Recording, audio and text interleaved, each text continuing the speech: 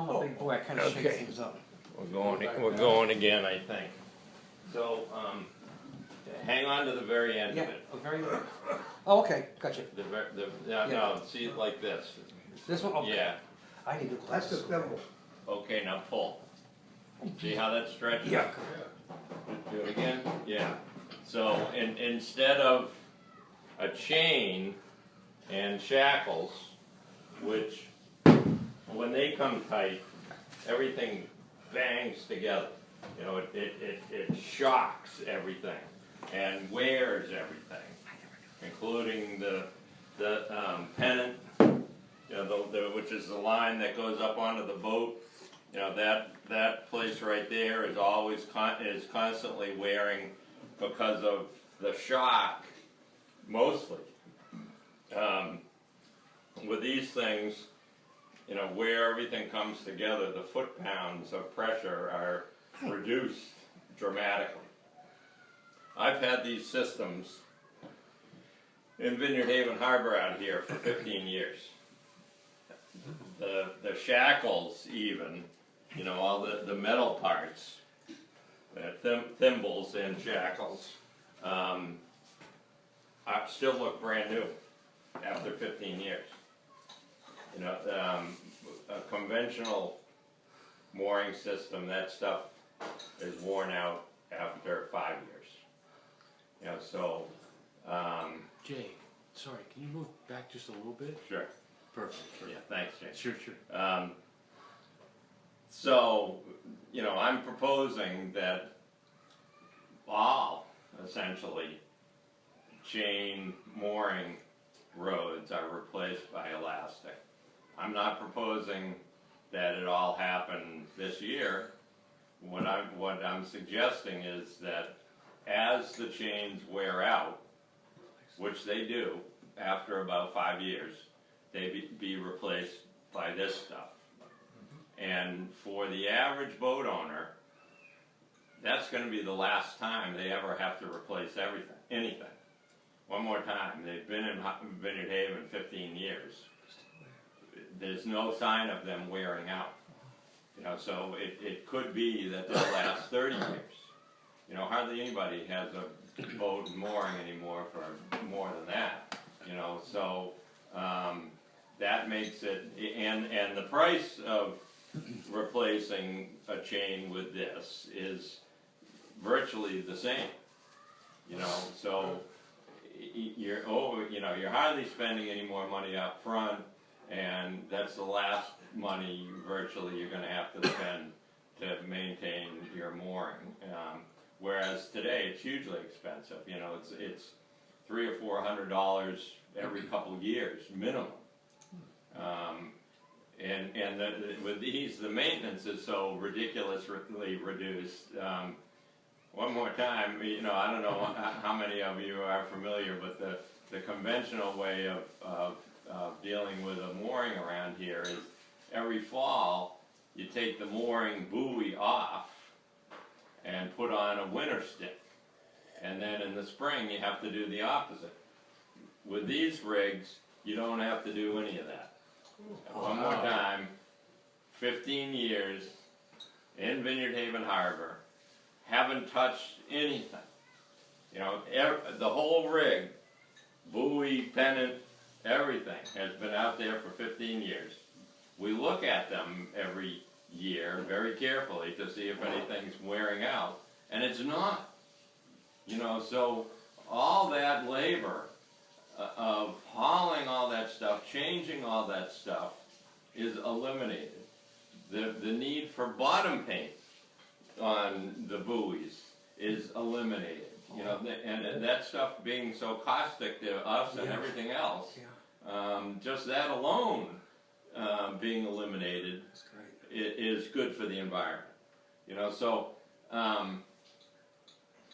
I have, you know, in listening to myself do this now a few times, it's occurred to me that, you know, for me, this is really less about this new little business I hope to get going, and more about our responsibility to the environment. You know, I found you know, myself telling this poor guy, sort of neighbor of ours, Jim on the lagoon, you know, guy I know well enough, I guess, to, you know, be a little overzealous with maybe, you know, I found myself telling him, you have to do this. You know, if you're a responsible, caring individual, you know, you have to change your chain to elastic. It's as simple as that. You know, I really believe that's true. And you know, I just came from this coastal conference over on the Cape where there was this great Association to Protect Cape Cod or something kind of organization, and they had this wonderful, shiny, beautiful colored brochure with a very tranquil looking scene with a catboat on a mooring, you know, in amongst all this marsh grass, not eelgrass, but marsh grass, you know, at sunset. You know, it's this beautiful looking photograph. What I saw when I looked at it was that catboat was on a mooring that was tearing up the eelgrass that you couldn't see, just exactly the same as if someone had a shovel or a backhoe or something in the middle of the marsh grass and was tearing that up. You know, it's exactly the same thing, except you can see it in the marsh grass, and they take you to jail if you did it. You know, and meanwhile, here's this catboat, you know, not to knock catboats, but here's this boat mooring, doing that day after day, you know, month after month, thousands of them around here.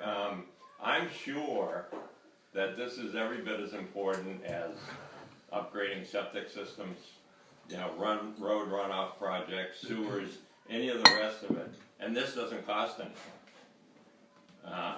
You know, all this is mooring maintenance, which everybody has to do anyhow, and it will have, I believe, as great an effect.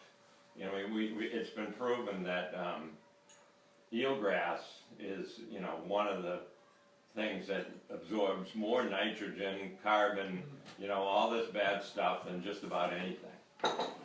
And meanwhile, you know, we've got systems out there that are tearing it up for absolutely no reason.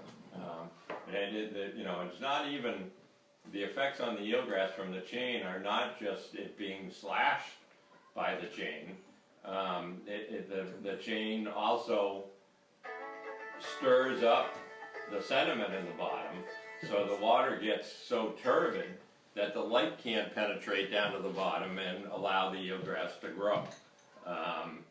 So it's like a double whammy, you know, you know, I believe, I'm sure, and it's been proven that you eliminate that and the eelgrass starts to grow back, and the fish come back into the eelgrass, and the shellfish start to breed in the eelgrass again, and it's just this, you know, one more time, you know, I was a very environmentally oriented harbor master, but that's not really why I started installing these systems. I started installing these systems to save the town money and to help me sleep better at night, because it was obvious to me that these would be more secure than the traditional moorings. But you know, I've found that myself not caring anywhere near as much about the possible financial implications of this for me, but the idea that this can do great things for our environment. But you know, for the whole place, you know, for the, you know, the nitrogen problem, you know, all of that, you know, sewering is not going to be as important if everybody does this, you know, because this stuff, that the eelgrass will start to absorb more than nitrogen and et cetera, et cetera. So thanks for listening to that part of my spiel. I know with the possible exception of Alan, I may not get a whole lot of traction out of this group as far as this is concerned. We are boat owners, that's the problem. What's that? How many of his own boats? Well, no, I get Actually, that, no. no, I get that, but I'm just trying to get the word around, mostly about the environmental aspects of it. So, moving right along, and I did this part first, hoping most everybody would be finished eating. Where can you become to see? Do you have a shop with some of these hung on the wall? or- There really isn't much more to see than that stretch. Okay. And this picture, I do have one out of my car that somebody's gonna pick up in a little while, a fully rigged model. But it's very cumbersome, and yeah, I mean, I can show it to you if you want to, No, I but just wanted to know. really, seeing that stretch, and seeing this photograph of how they float straight up off the bottom instead of dragging around on the bottom. Well, where would I send a boat-owning friend to come see it? Well, Website? yeah, to You're gonna make it- jwelbermarine.com. Okay. Oh, It's all demonstrated there. Okay. Pretty soon this video will be there. oh, good. Yeah, but A comment and question, because I was cleaning, you probably mentioned it, but you mentioned eelgrass, fish eggs, larvae, but I just wanted to stress, and something you mentioned, it's the food chain all the way up from microcosmic, oh yeah, phytoplankton, zooplankton, all the way up the food chain. absolutely. So this is like the equivalent generally if you think about coral reefs and how they changed over the anchoring system in the coral reefs so that they wouldn't, they had, Yep. you can't, I don't think legally any longer moor in any part of the Caribbean or Hawaii with a reef, with a mooring system, Well, it's gonna drag across coral. You raise an interesting point. Mhm. When I was sailing professionally in the Caribbean 40 years ago, the teeny little British Virgin Islands third world government told us you can't anchor in the coral or the turtle grass, they call it down there, anymore. And they installed very similar systems 40 years ago. Yeah. In a third world government. Here we are, just starting to get the idea. There's one major difference, and I have this, I'm sure, of why it happened there, and it's taken so long for it to happen here. Can anybody guess what that major difference might be? Ecotourism, no? Not even. Down there, you sit on your boat, you look over at the bottom, maybe 20, 30 feet down, and you can see exactly what's going on. Here, out of sight, out of mind. Somebody like me, I see that catboat in the picture, and I know what's going on where I can't see it, but hardly anybody else does. I've dove down and seen the effects of it, and I've seen it from airplanes. These slash zones around the moorings. I've seen with my own eyes, but very few people have seen that. So it's going to take more convincing. Okay, so And the only other question, that was the comment I had, the question I had, did you go over the price, just sorry, Mike. what's the out of pocket, Okay. the out of pocket comparison when you pay for it versus the other mooring? Bye, and Mike. of course, Bye, the Mike. recoup when you recoup. One more time, chain needs to be replaced every Right. 5 years. Right, I get Essentially. that. And all I'm proposing is that instead of replacing it with chain, you replace it with this, and it's virtually the same money. Oh, same money, so what is the cost of that? This particular one for a, average smallish boat, the whole rig is $600. Gotcha, That's okay, alright, For a And bigger boat, it's like twice that, for, like a 50-foot boat. But up to 30 feet, I had these developed specifically for us because there's so many boats around here that size. The manufacturer was reluctant. It took me 6 months to get them to do it. up to 30 feet, 600, Yeah, okay, thanks. yeah. Excuse me. So, yeah. Well, I hate to slow you down. No problem. I've never owned a boat, I know nothing about it. Yeah. Could you perhaps explain why it is that the system you were advocating does not damage the eelgrass? But, and yeah, the but, other yeah, doesn't? and I did kind of skip over that. I just don't understand, I know very little about, I know nothing about mooring, I don't even know. Okay. Never had a boat, I've never had to moor one, so. This, Oh my. this is that's the bottom where my foot is, Yeah. that's the bottom of the ocean. Yeah, There's an anchor down there yeah. that this is attached to. Okay, or will be attached to. You get that part? And this buoy keeps it floating directly up off the bottom. And then, you know, the rest of it goes to another buoy. So nothing's contacting the bottom. With a conventional chain mooring, there's nothing keeping it off the bottom. And there's, you know, you need a lot of scope, we call it, a lot of catenary to counteract that shock I was talking about earlier. You know, in other words, you need like 3 times this length that we're looking at for the boat mooring to be secure. So what happens is, as the boat moves around the mooring, all this stuff down here, chain, imagine this is chain, is slashing the eelgrass off at its roots. Like a circular razor. Yeah. Yeah. Makes total sense.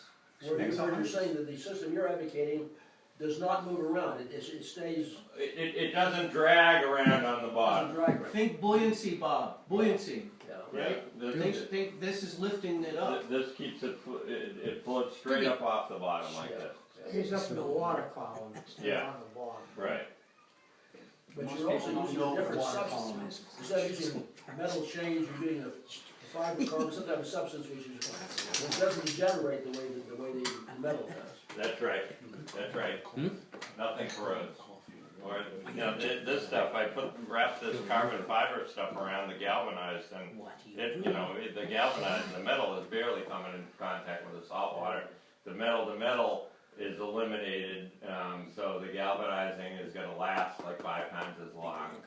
It's just smart. You know, what we've been doing is dumb. You know, like brainless, been in existence for 100 years. It's like the difference between a wooden plow and a metal plow. You know? Could the vineyard authorities, if they wanted Yeah. to do so, could they essentially mandate that this better system be used? They're beginning and outlaw to. the other system? They're beginning to. They're thinking about doing it. They already have, actually. The Tisbury selectmen have voted. They haven't, instituted it exactly yet, but they have voted that the chain moorings in Lake Kashmir need to be replaced for this stuff. You know, that it's been proven that eelgrass is starting to grow around the moorings in Lake Kashmir. That's why they're focusing on that. But it's true everywhere that there is sea life, whether it's eelgrass or whatever it is. There is sea life there on the bottom that's being destroyed by the chain. That's true. It did take us long, yeah. Good question. That about it? I'll be talking to you later. Yeah, cool. Sounds good. Yeah, it's exciting. It really is. For me, Tell them what's taking the place around here of the cement block for the actual, well, there was. It's kind of ironic or something that there was very little marketing done about these kinds of moorings and a thing called the helix, which is a certain anchor, which is essentially an earth screw. They use them for the cables in the ground for holding up telephone poles. Guy wires. They use them for anchoring foundations in some cases, and so there has been a move towards using them for boat anchors or moorings, and in some cases they work quite well, but every harbor is different. Every bottom and every harbor is different. We tried them at one in Vineyard Haven like 20 years ago, and when we screwed it into the bottom, we didn't get the hydraulic back pressure that is dictated. In other words, it wasn't biting hard enough into what we were screwing it into. So we had to keep adding extension after extension, and drilling it deeper and deeper down into the mud, and we never got the resistance that is dictated, you know. So we did use that anchor for a number of years, but you have to be able to inspect all the components of these systems, because everything's being pulled on and you know, tugged around and worn, you know, in the case of chain, way more than this stuff. But so the connection from the top of the anchor to the chain was like 3 feet below the mud, so we couldn't look at it. You know, we couldn't see if it was wearing. So, you know, I used it for like 5, maybe 8 years or something, and then we tried to pull it up to you know, so we could look at that connection. We couldn't get it out of the bottom.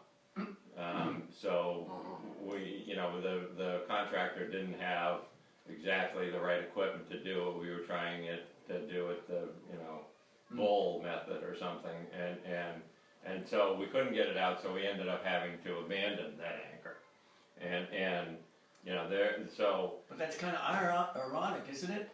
Because clearly it had a good attachment. Yeah, oh, it had a good grip. You know, but in Vineyard Haven Harbor, you know, concrete blocks that our concrete plant makes with their surplus cement work just great, and they're economical. Yeah. You know, they're easy to install. Yeah. They, in our particular harbor, they work as well or better than a helix anchor. For instance, in Eggertown, in some places in the harbor, the bottom's very gravelly as opposed to our mud.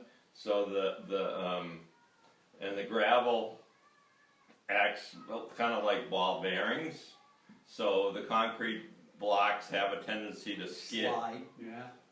So, Right. you know, they are starting to use more helix anchors down there.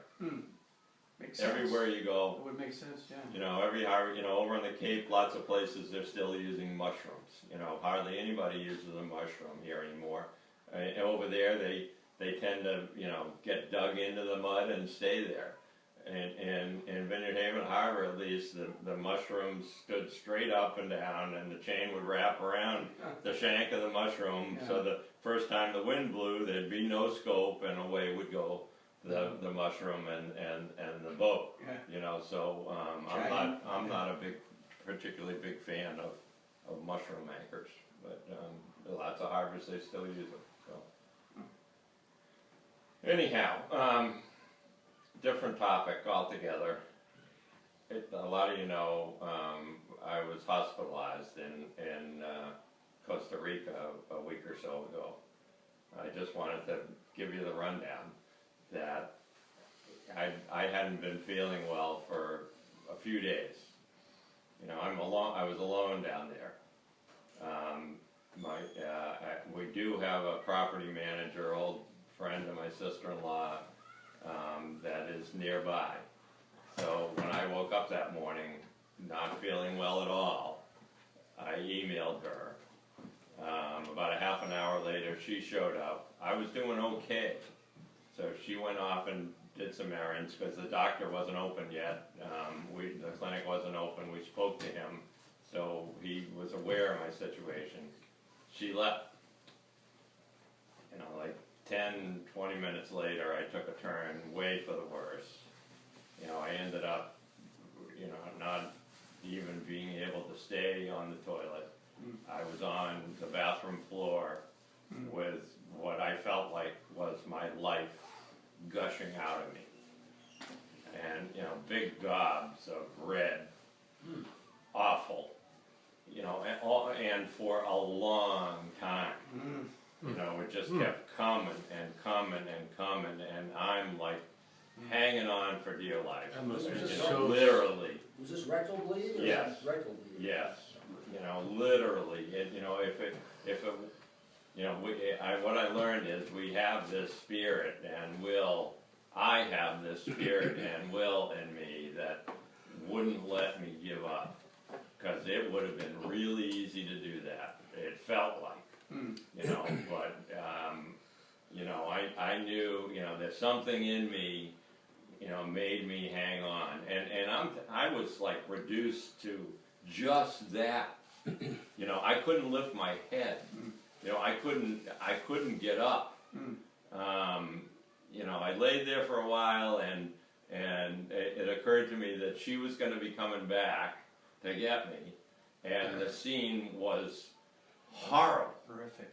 you know, so I'd had this debate with my wife about, you know, we just built this house, and about having this bedroom and bathroom handicapped accessible, you know, and so, you know, I knew there was this shower wand hanging, you know, almost within reach that I could clean things up pretty well with, so I managed to get a hold of that, and managed to, you know, I mean, I couldn't have any clothes on, you know, I managed to hose myself off and some of the bathroom, you know, before this gal showed up again.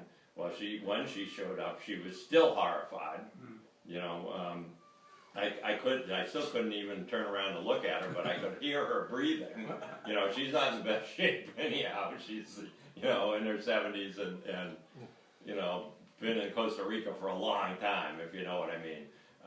And so I was concerned about her, you know, and as a result, me, you know, so I had to talk her down, you know, as we waited for the doctor and the ambulance. We had come to the conclusion that we needed the ambulance. So this really great doctor showed up with an AMT, and you know, they started treating me just a little bit and making phone calls to figure out, you know, what was going to happen next.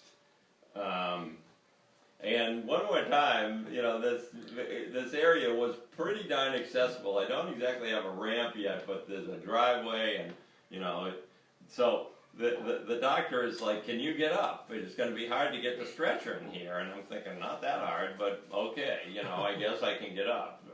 Thinking the stretcher would be right outside the door. Well, I get up and make it outside the house. The stretcher's nowhere to be found. It turns out it was up on the road. You know, he hadn't even moved the other car to get the ambulance down close. You know, so I'm here, I'd been on the bathroom floor for an hour and a half, not being able to lift my head, and I've got to climb, essentially, up this stretcher, you know, which I just barely made. And, you know, then I'm like on the stretcher, you know, the world's twirling around me. You know, I'm sure I'm going to pass out again, but somehow I managed to stay conscious, climb up onto the stretcher,